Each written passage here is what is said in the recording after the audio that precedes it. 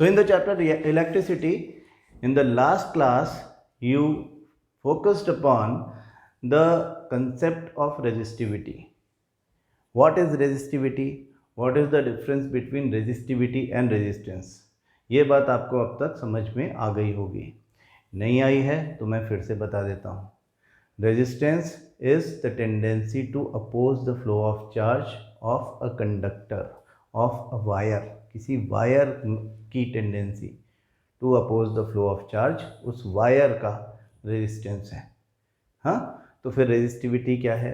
Resistivity is the tendency of the material to oppose the flow of charge. Material मतलब copper या silver या aluminium या iron, जिससे wire बना है, उस मटेरियल का टेंडेंसी है। हाँ, rho equal to R into A upon L हमारा जो फॉर्मूला है, उस फॉर्मूला से हम कहते हैं कि अगर area of cross section is 1 square metre, length of the wire is 1 metre, then rho is equal to R. मतलब रेजिस्टिविटी और रेजिस्टेंस बराबर होते हैं। फ्रॉम दिस फॉर्मूला एक डेफिनेशन निकाल सकते हैं हम रेजिस्टिविटी की। आपको समझ में आ रहा है कि नहीं मैं क्या बोल रहा हूँ?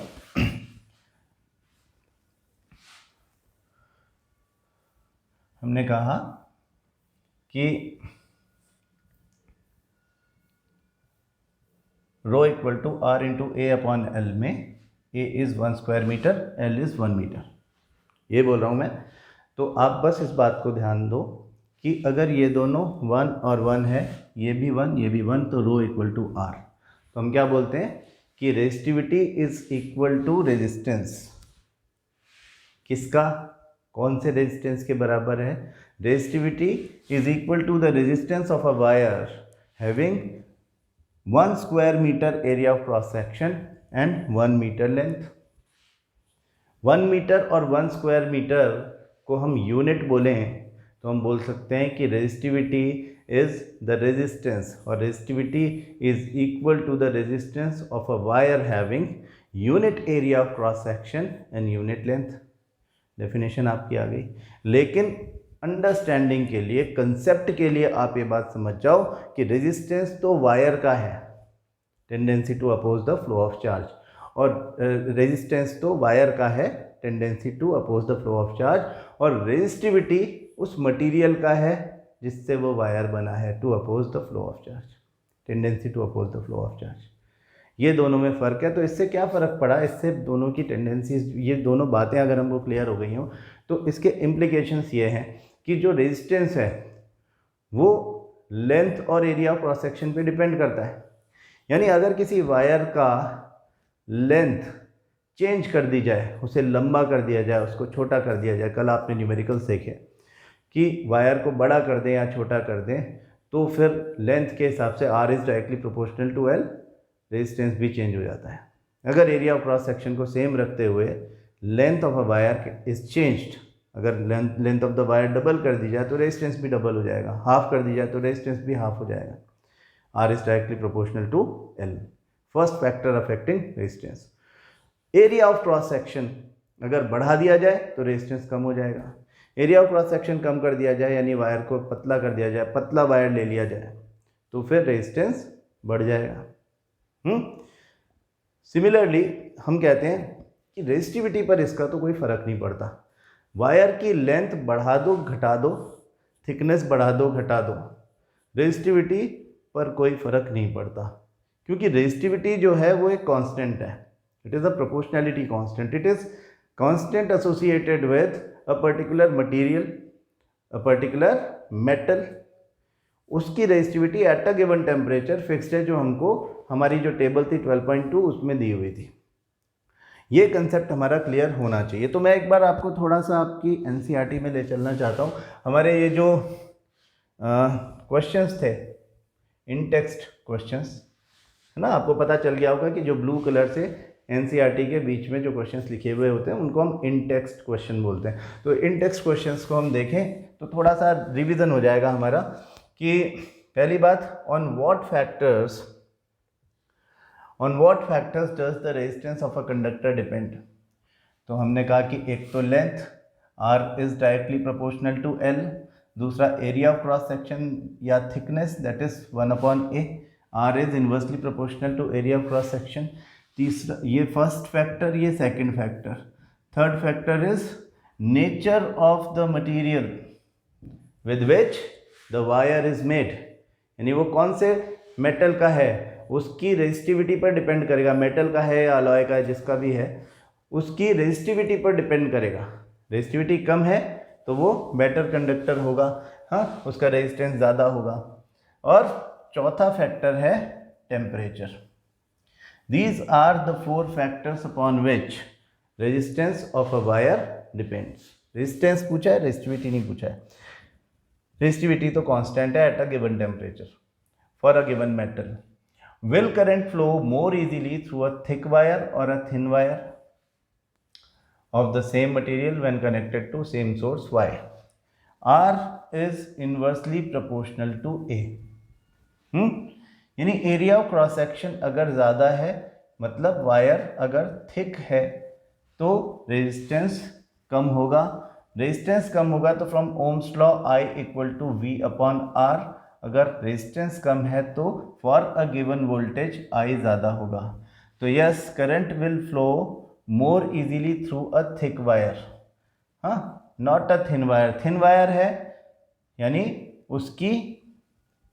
उसका एरिया ऑफ क्रॉस सेक्शन अगर कम है तो रेजिस्टेंस ज़्यादा होगा। रेजिस्टेंस ज़्यादा होगा तो करंट कम आएगा, यानी करंट को फ्लो करने के लिए, चार्ज को फ्लो करने के लिए दिक्कत आएगी, है ना। बिल्कुल सिंपल कंसेप्ट है। Ohm's law V equal to I R हमें काम आता रहेगा बहुत ज़्यादा। Let the resistance of an electric component remains constant while the potential difference across the two ends of the component decreases to half of its former value. What change will occur in the current through it? If R is constant, हाँ, तो V is directly proportional to I. तो अगर potential difference को आप half कर दोगे, यानी V/2 कर दोगे, तो फिर आपका जो करंट है वो भी I/2 हो जाएगा, यानी हाफ हो जाएगा। हाँ, reason Ohm's law, V is directly proportional to I at a given temperature. अगर टेम्परेचर को कांस्टेंट रखा जाए तो फिर V is directly proportional to I. Why are coils of electric toasters and electric irons made of an alloy rather than a pure metal? इसके बारे में कल हमने पढ़ा था। हमारी बुक में क्या लिखा हुआ है कि मैंने आपको जूल्स लॉ ऑफ हीटिंग की बात बताई थी, तो जूल्स लॉ ऑफ हीटिंग पढ़ेंगे तब वो वाला रीज़न पढ़ेंगे, लेकिन यहाँ पे हम खास करके ध्यान रखें कि यहाँ पर हम रेजिस्टिविटी की बात कर रहे हैं, और ख़ास करके हमें ये ध्यान रखना है कि ये इनके जो कॉइल्स हैं वो ऑक्सीडाइज नहीं होना चाहिए। तो अलॉयज डू नॉट ऑक्सीडाइज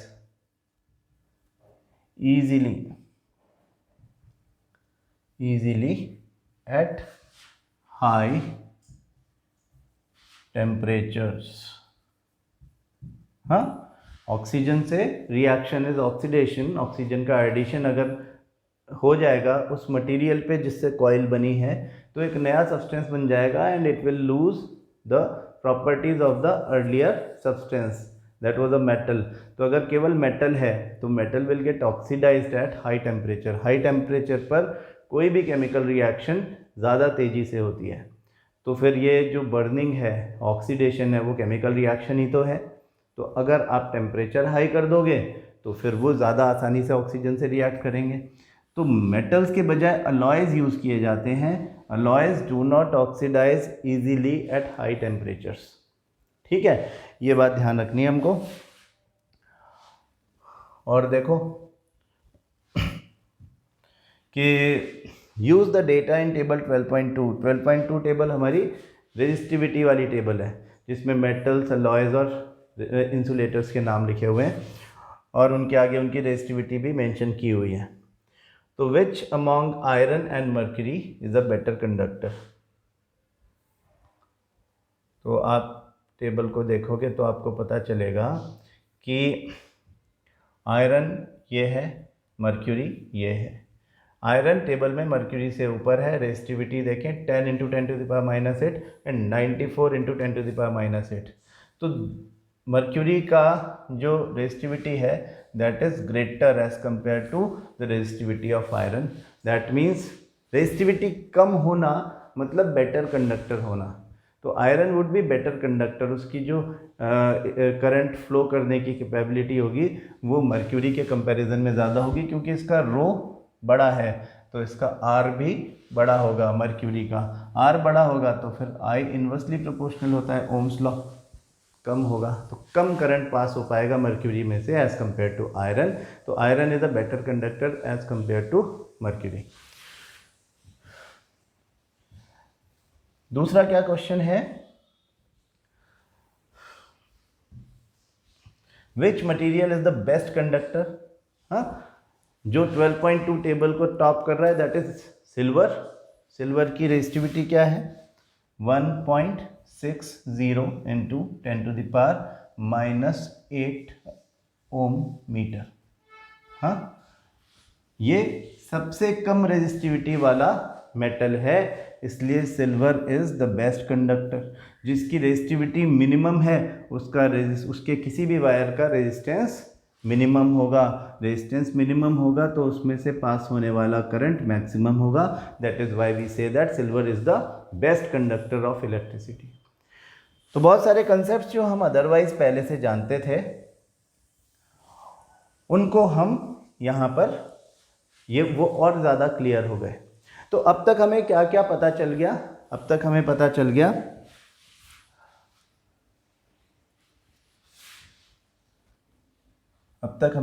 गया current that is I, current का unit ampere which is denoted by capital A. Then हमें पता चल गया charge Q, coulomb, potential difference और वोल्टेज। वोल्टेज और पोटेंशियल डिफरेंस एक ही बात है। हाँ, V वोल्ट V। हाँ, ये तीन बातें पता चल गई है ना सबको। उसके अलावा हमें इनके रिलेशन पता चल गए। हमें पता चल गया V = IR, this is Ohm's law. इसको हम V is directly proportional to I भी बोलते हैं। मतलब अगर V और I के बीच में ग्राफ बनाया जाए तो वो एक V और I where V is in volt, I is in ampere. इनके बीच में ग्राफ बनाया जाए तो वो एक स्ट्रेट लाइन ग्राफ होगा which says that V is directly proportional to I। ठीक है, तो ये कंसेप्ट हमारा क्लियर रहना चाहिए। हमें पता चल गया सर्किट के बारे में। What is circuit? Circuit is a close and continuous path through which charge में फ्लो। सर्किट के कंपोनेंट्स क्या होते हैं? सर्किट में इसेंशियली एक बैटरी होती है या सेल होता है। सेल होगा तो ऐसे दिखाएंगे, और बैटरी होगी तो मल्टीपल सेल्स लगा देंगे ऐसे। जैसे ये 4 सेल की बैटरी है। एक सेल का पोटेंशियल डिफरेंस अगर 1.5 वोल्ट है तो 1.5 1.5 1.5 1.5 1.5 वोल्ट इंटू 4 सेल्स मिलकर के ये बैटरी 6 वोल्ट की बैटरी हो गई। हाँ, छोटी छोटी बातें हैं, समझ लोगे तो कंसेप्ट क्लियर रहेगा और बात समझ में आ जाएगी। What is the role of a battery in a circuit? Battery का रोल सर्किट में क्या है? To create and maintain the potential difference between the two ends of the wire. ये बात हमको पता होना चाहिए। तो वायर से सर्किट बनेगा, उसमें सर्किट को ओपन या क्लोज रखने के लिए हमें की लगा देते हैं। ये ओपन है, इसमें यहाँ पे एक डॉट लगा दो तो वो क्लोज हो जाएगी। फिर इसमें हमने करंट मेज़र करने के लिए लगा दिया एक अमीटर। अमीटर हमेशा सीरीज़ में लगा रहता है। और यहाँ पे हमने एक रजिस्टर लगा दिया। अब सवाल ये है कि रजिस्टर क्या है, वही हमको आज पढ़ना है। रजिस्टर और रजिस्टर के कॉम्बिनेशन किसी सर्किट में कैसे बनते हैं वो हम आज सीखेंगे। Voltmeter is the instrument which is use to measure the potential difference between the two ends of the resistors. तो फिर ये V। अब यहाँ पे ध्यान रखो, जिस तरफ positive charge, positive terminal of the battery होगा, अमीटर का भी पॉजिटिव उसी तरफ और वोल्ट मीटर का भी पॉजिटिव उसी तरफ होगा। नेगेटिव नेगेटिव को फेस करता है, पॉजिटिव पॉजिटिव को फेस करता है बैटरी के। वोल्ट मीटर को पैरेलल लगाया जाता है और ये आपका एक बेसिक सर्किट बन गया।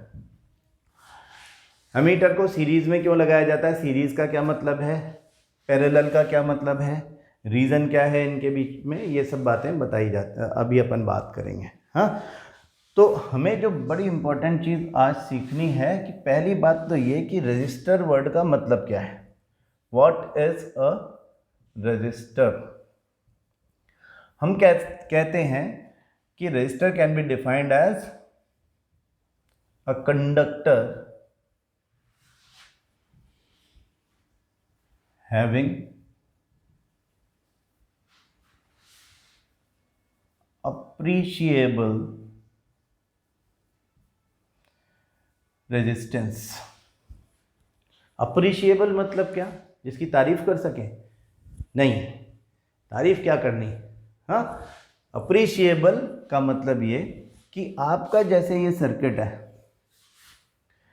ये बना हुआ है कॉपर वायर से, और कॉपर वायर की रेजिस्टिविटी अमॉन्ग्स द लीस्ट है, मतलब कि सिल्वर का तो हम सर्किट बना नहीं रहे क्योंकि बड़ा महंगा पड़ता है, तो सिल्वर के बाद अगर हम किसी को देखेंगे तो कॉपर को देखेंगे। कॉपर की रेजिस्टिविटी 1.62 इंटू 10⁻⁻8 ओम मीटर है, जो कि बहुत मामूली सी ज़्यादा है एज़ कम्पेयर टू सिल्वर।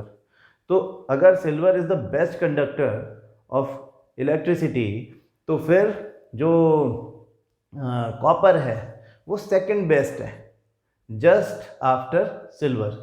तो हम सिल्वर को छोड़ के अपनी कॉस्ट बचाने के लिए कॉपर का वायर बना देते हैं, तो ये बड़े आराम से करंट को अपने थ्रू पास होने देगा, क्योंकि रेजिस्टिविटी कम है तो रेजिस्टेंस कम है, आराम से इसमें से करंट पास होता है। लेकिन ये जो हमने, जिसको हम बोल रहे हैं रजिस्टर, उस रजिस्टर को हम कह रहे हैं कि इसका अप्रिशिएबल रेजिस्टेंस है। ये एक ऐसा कंडक्टर है which has appreciable resistance. Appreciable का मतलब ये resistance greater than the transmission wire. कल मैंने आपको बताया था कि कॉपर का वायर जो है वो ट्रांसमिशन वायर की तरह से यूज़ किया जाता है, और ट्रांसमिशन वायर हम किसको कहते हैं, वो वायर जो हमारे सर्किट में करंट को लेकर के जाएगा, करंट के ट्रांसपोर्टेशन के लिए रिस्पॉन्सिबल है, करंट का रास्ता वही है। तो करंट जा कहाँ रहा है, करंट जा रहा है रजिस्टर में। रजिस्टर होता क्या है, हमारे घर में सर्किट है, जो डोमेस्टिक सर्किट है उसमें रजिस्टर कहाँ है, जो आपके इलेक्ट्रिकल अप्लायंसेस हैं वही रजिस्टर हैं। जैसे आपका बल्ब हो गया, ट्यूबलाइट हो गई, फ़ैन हो गया, एसी हो गया, फ्रिज हो गया। आप क्यों इलेक्ट्रिसिटी यूज़ कर रहे हो, इलेक्ट्रिसिटी का ये सर्किट आपने अपने घर में बड़ा सारा बना रखा है, आपका यूज़ यही है ना कि आप अपना मोबाइल चार्ज कर लेते हो, उससे आपका लैपटॉप चार्ज हो जाता है, आपका रेफ्रिजरेटर चलता है, आपका एसी चलता है, आपका टीवी चलता है। ये सारे अप्लायंसेस एक साथ काम कर रहे हैं एक सर्किट में। एक सर्किट हमने ऐसा बनाया कि सब साथ साथ काम कर सकें, यही यूज़ है इलेक्ट्रिक सर्किट का। क्या यूज़ है कि at different points different electrical appliances में करंट जाए सर्किट के थ्रू, क्योंकि अप्लायंसेस सर्किट से जुड़े हुए हैं। और जब करंट उसमें जाए, किसी अप्लायंस में जाए, तो वो अप्लायंस में जाकर के जो electricity which is a form of energy, वो किसी दूसरे एक रिक्वायर्ड फॉर्म ऑफ एनर्जी में कन्वर्ट हो जाए। जैसे हमको लाइट चाहिए तो आपके बल्ब में जा कर के वो लाइट में कन्वर्ट हो जा रहा है, लाइट एनर्जी में कन्वर्ट हो जा रहा है। हमें हीट चाहिए तो हीटर में जा कर के वो हीट एनर्जी में कन्वर्ट हो जा रहा है। अब सवाल यह है कि उसमें वो कन्वर्ट होगा क्यों, करंट जा रहा है, ये रजिस्टर है, समझो ये बल्ब है, मान लो ये एक बल्ब है, तो करंट तो सेम ही जा रहा है। यहाँ पर जाकर के, यहाँ पर जब करंट चल रहा था तब इलेक्ट्रिसिटी या इलेक्ट्रिकल एनर्जी लाइट एनर्जी में कन्वर्ट क्यों नहीं हुई? यहीं आकर के क्यों हुई, इसका मतलब इसमें कोई ख़ास बात है। क्या ख़ास बात है कि इसका रेजिस्टेंस थोड़ा ज़्यादा है इससे, अप्रिशिएबल रेजिस्टेंस। समझ गए आप अप्रिशिएबल का मतलब? हाँ, अप्रिशिएबल रेजिस्टेंस वाला रेजिस्टर क्यों चाहिए हमको? क्योंकि जब करंट पास होता है ट्रांसमिशन वायर से और उसके बाद जब वो किसी बल्ब में या किसी अप्लायंस में या किसी रेजिस्टर में पहुंचता है, तो उसमें पहुंचने के बाद क्योंकि एक ज़्यादा कंपैरेटिवली रेजिस्टेंस वहाँ पे मिलता है, तो उसको थोड़ी सी प्रॉब्लम आती है उसमें से जाने में। हाँ, जैसे आप अपनी बाइक चला रहे हो, साइकिल चला रहे हो आप, हाँ, और रास्ते में स्पीड ब्रेकर आ गया तो आपकी स्पीड थोड़ी सी कम हो जाएगी। हाँ, आप ब्रेक लगाओगे तो हो सकता है कि आपके ब्रेक शू जब आपके व्हील से टच होते हैं तो कुछ आपकी मैकेनिकल एनर्जी जिससे आप साइकिल चला रहे थे वो हीट में कन्वर्ट हो जाए, है ना। कन्वर्जन ऑफ एनर्जी, पहले आपकी एनर्जी केवल साइकिल चला रही थी, अब उस एनर्जी का कुछ पार्ट उस हीट में कन्वर्ट हो गया क्योंकि कुछ फ्रिक्शन हुआ ब्रेक शू के बीच में और आपके व्हील के रिम के बीच में कुछ फ्रिक्शन हुआ और उस वजह से वो हीट में कन्वर्ट हो गया। तो आप कुछ ऐसा ही समझ लें कि जब चार्ज एक ज़्यादा रेजिस्टेंस वाले कंडक्टर में से गुजरता है तो सम ऑफ द एनर्जी जो कि इलेक्ट्रिसिटी के फॉर्म में थी वो कन्वर्ट हो जाती है किसी और एनर्जी में। अब यहाँ पर वो लाइट में कन्वर्ट हो गई। हमने उसका जो फिलामेंट है वो ऐसा लिया, टंगस्टन लिया कि वो बहुत जल्दी हीट अप हो जाता है और गर्म होकर के वो लाइट भी एमिट करने लगता है, तो हमने यहाँ पे बल्ब लगा दिया। हाँ, तो अलग अलग अप्लायंसेस का काम करने का तरीका अलग अलग है, वो हम फिर कभी बात करेंगे। लेकिन आप रेजिस्टर का मतलब ये समझ लें कि एक अप्रिशिएबल रेजिस्टेंस वाला कंडक्टर जो कि किसी सर्किट के साथ में जुड़ा हुआ हो, जिसका रेजिस्टेंस का वैल्यू ट्रांसमिशन वायर के रेजिस्टेंस के वैल्यू से ज़्यादा हो। तो जब करंट उसमें से पास होगा तो फिर कुछ इलेक्ट्रिसिटी उस एनर्जी में कन्वर्ट हो जाएगी जो कि हमको चाहिए, डिज़ायर्ड फॉर्म ऑफ एनर्जी में कन्वर्ट हो जाएगी। तो हमारे इस तरह के रजिस्टर्स जो हैं वो हमारे सर्किट में हमको चाहिए। हमने इस सर्किट में केवल एक रजिस्टर लगा रखा है। अगर समझो ये बल्ब है तो जैसे ही आप इसको स्विच ऑन करोगे करंट पास होगा, जैसे ही करंट इस बल्ब में से पास होगा उस बल्ब में लाइट आ जाएगी। क्यों? क्योंकि electricity has got converted into light energy. तो appliances are connected to circuit in the form of resistors so that electricity can be converted into desired form of energy। सारा इलेक्ट्रिसिटी पढ़ने का खेल ही यही है। इलेक्ट्रिसिटी हमने शुरू में भी कहा था कि हमारा फेवरेट फॉर्म ऑफ एनर्जी है। हम उस फेवरेट फॉर्म ऑफ एनर्जी उसे इसलिए बोलते हैं कि this is easiest to use. हमने सर्किट बना रखा है पहले ही, अब हम एक बटन दबाते हैं और लाइट जल जाती है, बटन दबाते हैं फैन चलता है, बटन दबाते हैं तो सब हो जाता है। तो मैजिक की तरह से हम बहुत जल्दी से सारे काम अपने करवा लेते हैं। कभी उसको मैकेनिकल एनर्जी में कन्वर्ट कर देते हैं, कभी हीट में कन्वर्ट कर देते हैं, कभी लाइट में कन्वर्ट कर देते हैं, हम कुछ भी कर लेते हैं उसके साथ। हाँ, तो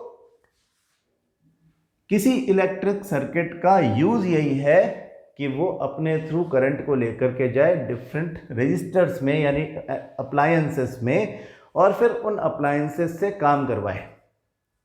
और वही काम हमारे आता है। ये यूटिलिटी है इलेक्ट्रिसिटी की, और तो क्या यूटिलिटी है।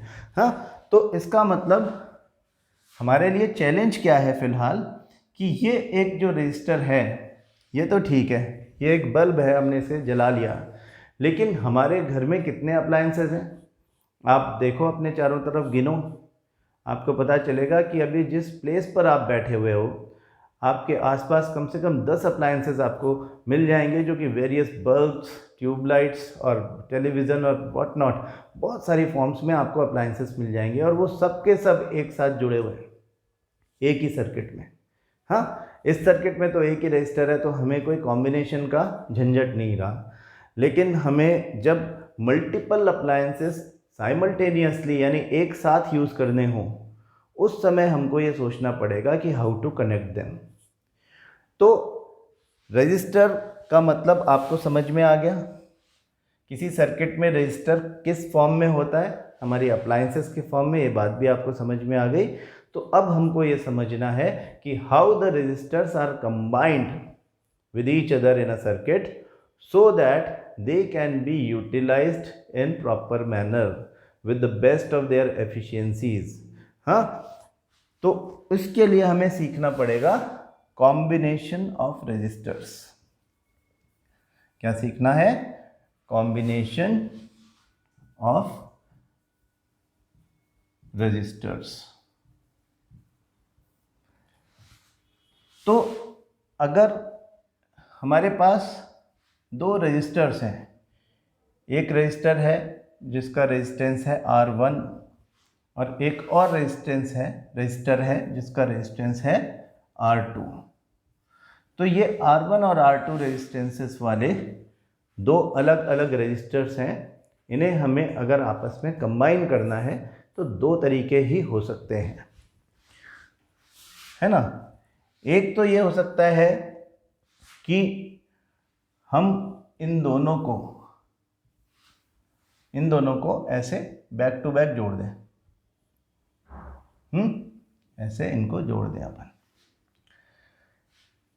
ठीक है, एंड टू एंड कॉम्बिनेशन, ऐसा हो सकता है। या फिर ऐसा हो सकता है कि हम इसे उठाएं और इसके नीचे रख दें और इनको ऐसे जोड़ दें। एक ये भी तरीका है।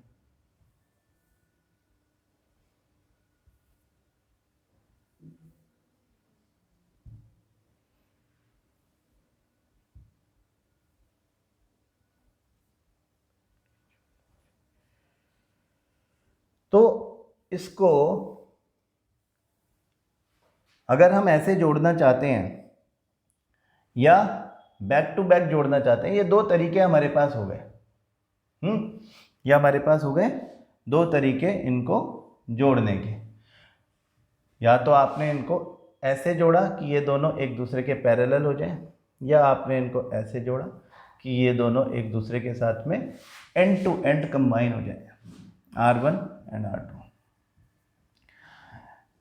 जब resistors end to end combine होते हैं तो this type of a combination is known as series combination. End to end combination of resistors. और जब वो एक दूसरे के पैरेलल होते हैं तो हम उसको पैरेलल कॉम्बिनेशन ऑफ रजिस्टर्स बोलते हैं। इन दो के अलावा कोई और कॉम्बिनेशन हो नहीं सकता। इसके अलावा जब अप्लायंसेस बहुत सारे हो जाते हैं तो उनके मल्टीपल कॉम्बिनेशंस आपस में हो सकते हैं। सीरीज़ और कॉम्बिनेशन का एक कॉम्प्लेक्स स्ट्रक्चर हो सकता है। तो हम बिल्कुल शुरू से शुरू कर रहे हैं कि रजिस्टर क्या है। Resistor is a conductor having an appreciable resistance and these are used in the form of appliances in a circuit. These appliances in a circuit are used to convert electricity into desirable form of energy. समझ में आ रही है बात आपको? मैं बिल्कुल धीरे धीरे आपको ये बात समझा रहा हूँ। आई अंडरस्टैंड आप ये पहली बार पढ़ रहे हो, लेकिन मुझे लगता है कि ये बातें आपको समझ में आ जाएंगी बहुत आसानी से। हाँ, फिर भी अगर कोई डाउट है तो आप पिछले 10 मिनट का वीडियो एक बार फिर से देखो। हाँ, पिछले 10-15 मिनट का वीडियो एक बार फिर से आप देखें और ये समझने की कोशिश करें कि हमको ये बात ठीक से समझ में आ रही कि नहीं। बिल्कुल सीधी सीधी बात है। फिर हम इसके आगे बात करते हैं कि सीरीज़ कॉम्बिनेशन में एक्चुअली होगा क्या। हम एक सर्किट बना करके उसमें सीरीज़ कॉम्बिनेशन डाल देते हैं। देखो, ये हमारा R1 रजिस्टर है और ये R2 रेजिस्टेंस वाला रजिस्टर है। ये दोनों सीरीज़ में जुड़े हुए हैं। इस बात का मतलब ये कि अभी मैं अमीटर और वोल्टमीटर वगैरह कुछ नहीं बना रहा। हाँ, एक बार जिससे आपका फोकस केवल रजिस्टर्स पे और बैटरी पे रहे। ये हमारे पास बैटरी है और ये की है। बस एकदम सिंपल कर देते हैं अपन इस सर्किट को, है ना। ये बात समझ में आती है कि करंट ऐसे जाएगा, ऐसे जाएगा, ऐसे जाएगा, यहाँ से R1 में एंटर करेगा, फिर ऐसे जाएगा, फिर R2 में एंटर करेगा, फिर ऐसे जाएगा, ऐसे जाएगा, ऐसे जाएगा। यहाँ वोल्टेज है V, करंट है I। हाँ, तो V voltage is provided by the battery under the influence of which current flows and enters into R1 and R2 back to back because they are connected end to end। और कोई रास्ता current के पास है नहीं इधर उधर जाने का, तो जो करंट I R1 में फ्लो हो रहा है, सेम करंट I R2 में भी फ्लो होगा, सेम ही रहेगा। अगर this I is suppose 2 ampere, तो I यहाँ पर भी 2 एम्पियर ही होगा और यहाँ भी 2 एम्पियर ही होगा। इस पूरे सर्किट में एक ही करंट चलेगा, इन दोनों रेजिस्टर्स में एक ही current I that will be equal to 2 ampere चलेगा। और अगर हमको रेजिस्टेंस निकालना है तो रेजिस्टेंस जो होगा वो combined resistance of the resistor होगा। उसके लिए हमको फॉर्मूला डिराइव करना है, क्या? The relationship between the resultant resistance, जो कि combined resistance of the circuit होता है। इसका मतलब एक सर्किट में मल्टीपल रेजिस्टर्स कनेक्टेड हो सकते हैं, वो सीरीज में भी हो सकते हैं, पैरेलल में भी हो सकते हैं। तो हमको एक फॉर्मूला चाहिए, एक रिलेशन चाहिए between the resistors of the various resistors, उनके जो रेजिस्टेंसेस हैं उनका कॉम्बिनेशन। हाँ, एक कंबाइंड रेजिस्टेंस, उसको हम क्या बोलते हैं? इक्विवेलेंट रेजिस्टेंस या रिजल्टेंट रेजिस्टेंस। तो equivalent resistance for series combination को हम बोलते हैं RS। उसका फॉर्मूला निकालना है हमको, कैसे इसको कैलकुलेट किया जाए।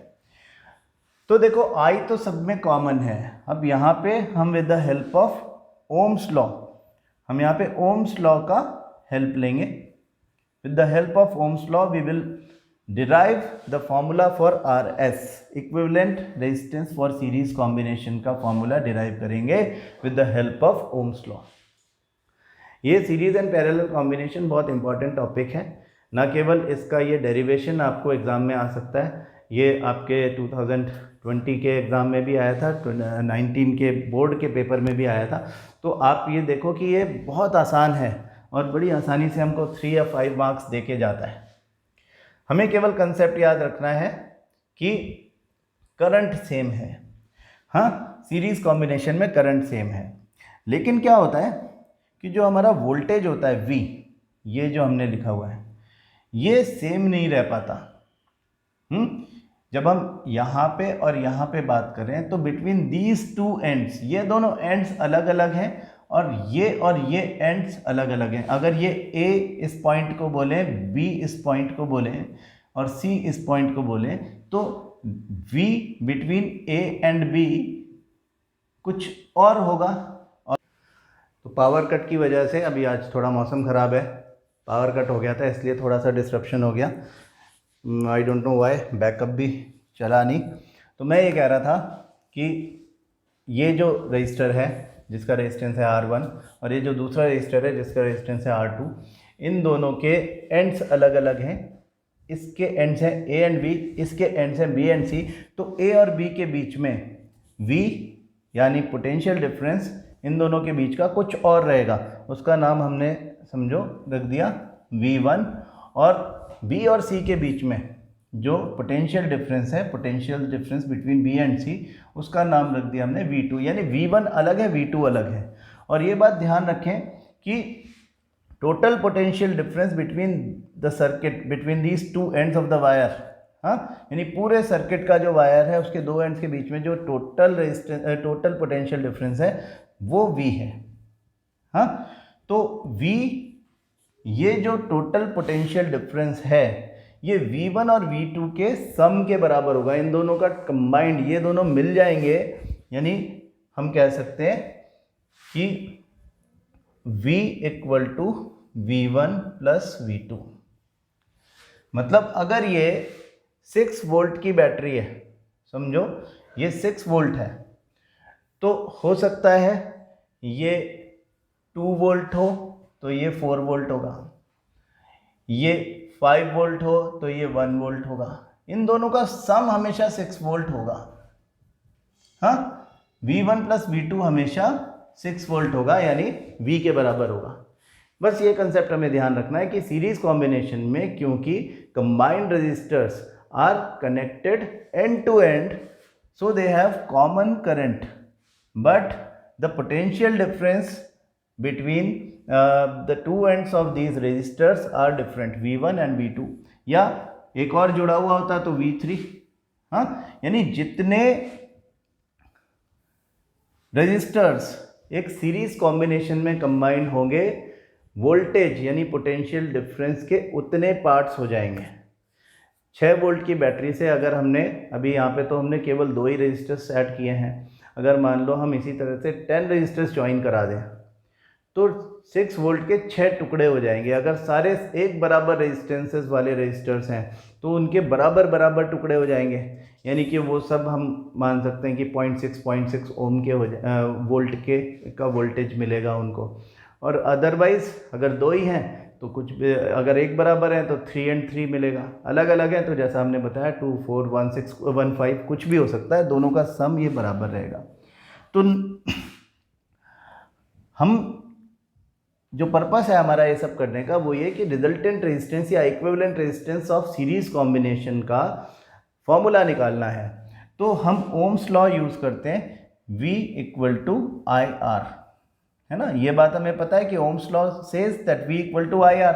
तो हम यहाँ पे लिखें कि V इसकी जगह पे V = IR, equivalent resistance for series combination, इसलिए मैं RS लिख रहा हूँ, = V1 I R1 V2 I R2। जो इस वाले रेजिस्टर में करंट तो I है लेकिन पोटेंशियल डिफरेंस V1 रहेगा। हाँ, तो V1 होगा वो I × R1 के बराबर होगा।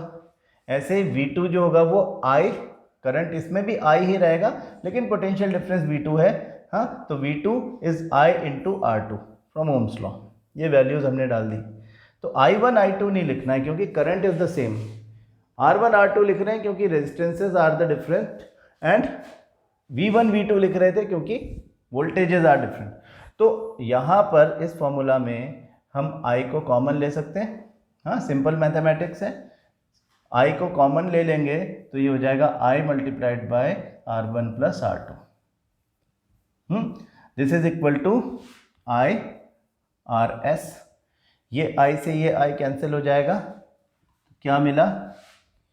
दिस इज RS, यानी equivalent resistance for series combination would be R1 + R2। हाँ, 2 रजिस्टर थे, दोनों एक दूसरे के साथ में कंबाइंड थे। उन दोनों को हमने जब कंबाइन कर दिया R1 + R2 तो क्या हो गया? RS = sum of the two. अगर ये बहुत सारे होते तो equivalent resistance for parallel series combination होता R1 + R2 प्लस, अगर 3 होते तो R3, 4 होते तो R4, या n नंबर होता तो हम क्या लिख सकते थे? हम लिख सकते थे इसके आगे ... Rn। This is equivalent resistance of series combination. हाँ, उसका फॉर्मूला है। तो अगर आप 2 रेजिस्टर्स आपने 2 ओम और 3 ओम के सीरीज कॉम्बिनेशन में जोड़े तो equivalent resistance for series combination क्या आएगा? R1 की जगह लिखेंगे 2 ओम, R2 की जगह लिखेंगे 3 ओम, और equivalent resistance would be 5 ohm. This is how we calculated. हाँ, तो आज हम इतनी ही बात करेंगे। कल हम ये इसी तरह से फॉर्मूला निकालेंगे equivalent resistance for parallel combination के लिए भी। हाँ, और दोनों के साथ फिर दोनों को आपस में कंबाइन करके किस तरह से कॉम्बिनेशंस बनते हैं रजिस्टर्स के, उसके बारे में हम सीखेंगे। उसकी एप्लीकेशन क्या है उसके बारे में सीखेंगे। सबसे इम्पॉर्टेंट पोर्शन है ये आपके चैप्टर का, ध्यान रखें, इसमें से हमेशा बड़ा क्वेश्चन आता है तो इसको बहुत अच्छे से सीखना। इसमें न्यूमेरिकल्स भी हैं ये कंसेप्ट अच्छा सीखोगे तो न्यूमेरिकल हमेशा ठीक होगा, कभी कोई गलती नहीं होती इसमें। ठीक है, चलो तो बाकी बातें कल की क्लास में। Thank you so much.